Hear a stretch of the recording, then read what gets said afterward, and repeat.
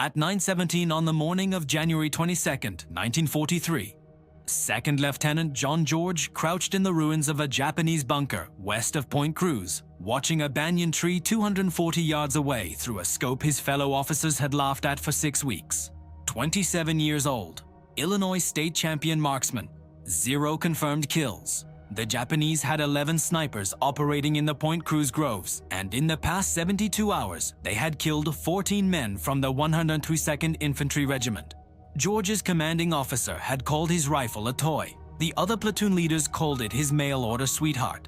When he had unpacked the Winchester Model 70 with its Lyman Alaskan scope at Camp Forest in Tennessee, the armorer wanted to know if it was meant for deer or Germans. George explained it was for Japanese.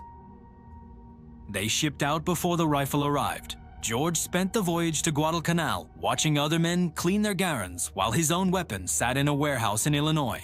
He requested it be forwarded through military mail.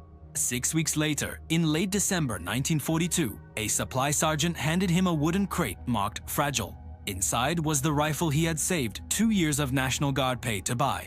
The Winchester weighed 9 pounds. The Lyman Alaskan scope added another 12 ounces.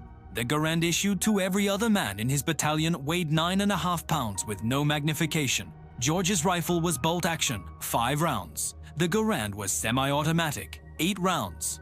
Captain Morris ordered him to leave the sporting rifle in his tent and carry a real weapon. George carried it anyway. The 192nd Infantry had relieved the Marines on Guadalcanal in late December 1942. The Marines had been fighting since August. They had taken Henderson Field and held it, but they had not taken Mount Austin, and they had not cleared the Japanese from the coastal groves west of the Matanikau River. Mount Austin stood 1,514 feet tall. The Japanese called it the Gifu. 500 men, 47 bunkers.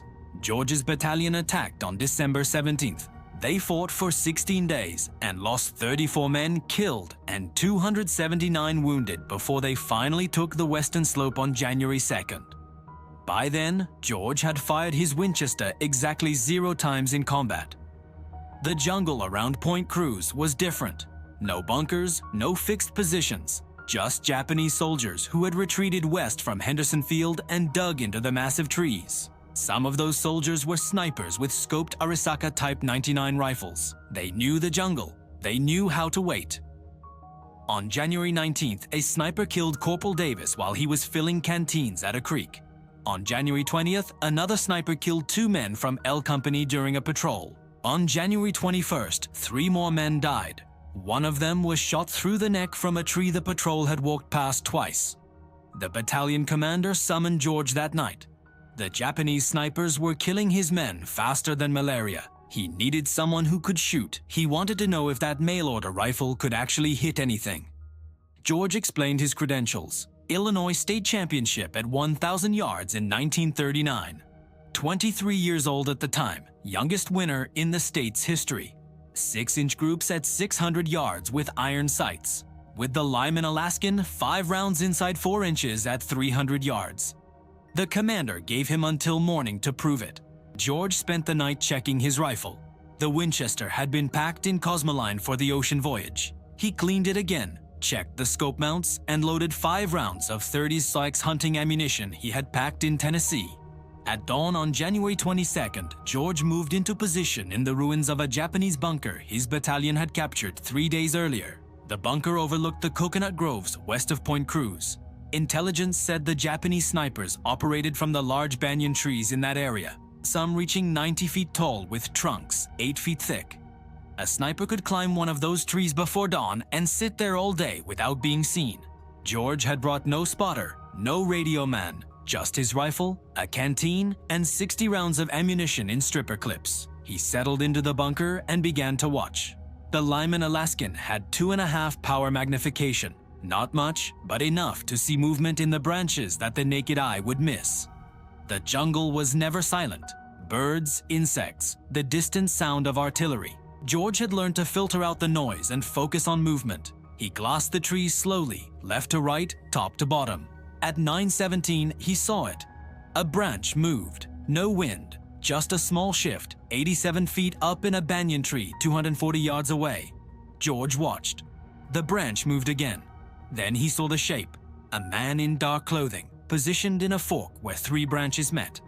The Japanese sniper was facing east, watching the trail where George's battalion had been moving supplies.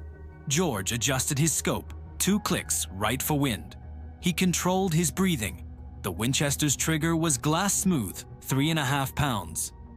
He had spent hours adjusting it at Camp Perry before the war. Now he would find out if a civilian target rifle could kill a man trained to kill him first. George squeezed the trigger. The Winchester kicked into his shoulder. The sound cracked through the jungle. 240 yards away, the Japanese sniper jerked and fell. He dropped through the branches, his body tumbling 90 feet before hitting the ground near the base of the banyan tree. George worked the bolt. The empty cartridge ejected. He chambered another round and kept his scope on the tree, waiting for movement. Nothing. The sniper's partner would be close. Japanese snipers worked in pairs, 1 shooter and 1 spotter. If George had just killed the shooter, the spotter was somewhere in that tree or nearby. George scanned the surrounding banyans. The scope's 2.5 power magnification forced him to search slowly. Each tree could hide multiple men. The jungle canopy created shadows that made shapes impossible to distinguish without careful observation. At 9:43, he found the second sniper. Different tree, 60 yards north of the first. This one was lower, maybe 50 feet up. The Japanese soldier was moving down the trunk, retreating. He had heard the shot and knew his position was compromised. George aimed, led the movement, and fired. The second sniper fell backwards off the tree. His rifle clattered through the branches ahead of him. Both bodies hit the jungle floor within seconds of each other. 2 shots, 2 kills. George reloaded his Winchester from a stripper clip. His hands were steady. His breathing was controlled. This was no different than shooting at Camp Perry, except these targets shot back. At 11:21, a Japanese bullet struck the sandbag 6 inches from George's head. The impact sprayed dirt into his face.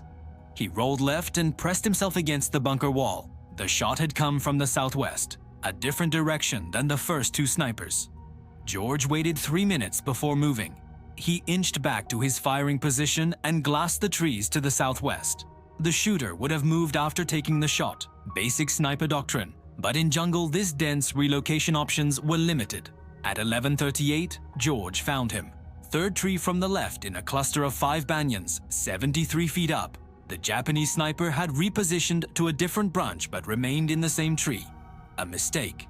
George put the crosshairs on the dark shape and fired. The 3rd sniper fell without making a sound. By noon, George had killed 5 Japanese snipers. Word spread through the battalion. Men who had mocked his mail-order rifle now asked if they could watch him work. George refused. Spectators drew attention. Attention drew fire. The Japanese snipers adapted after the 5th kill. They stopped moving during daylight. George spent the afternoon glassing trees and seeing nothing. At 1600 hours, he returned to battalion headquarters. Captain Morris was waiting. The mockery was gone from his voice. He wanted George back in position at dawn. January 23rd began with rain.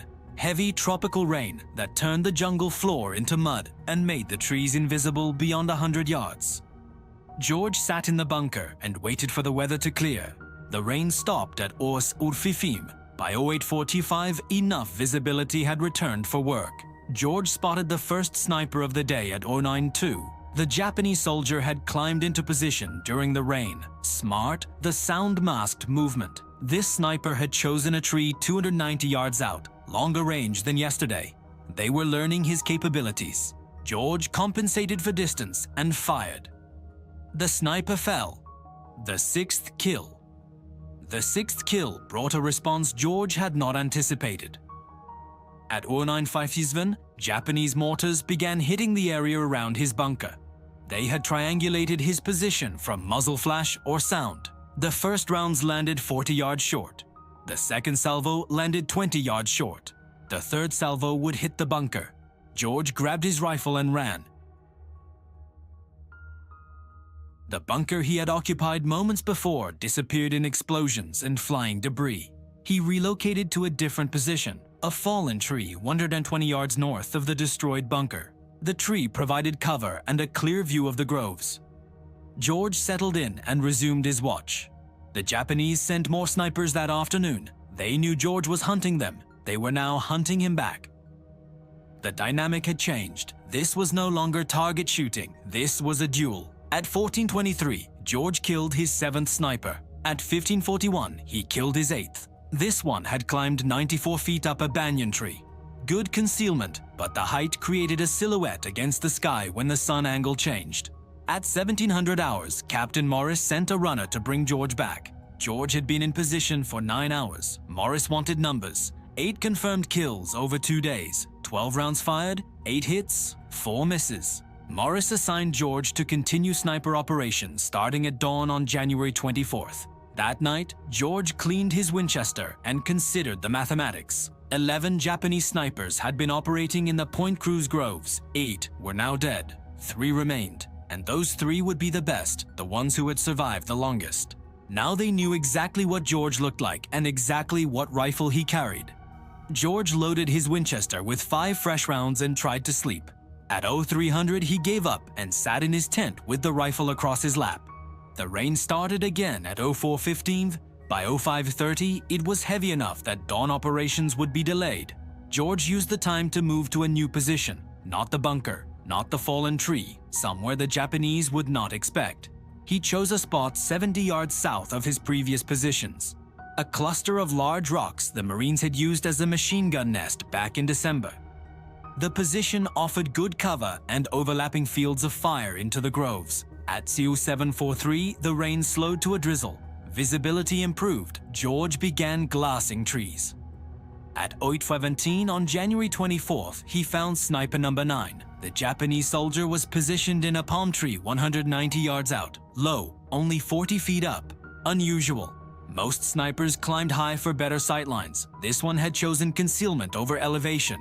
George aimed, controlled his breathing, and began to squeeze the trigger. Then he stopped. Something was wrong. The position was too obvious, too easy.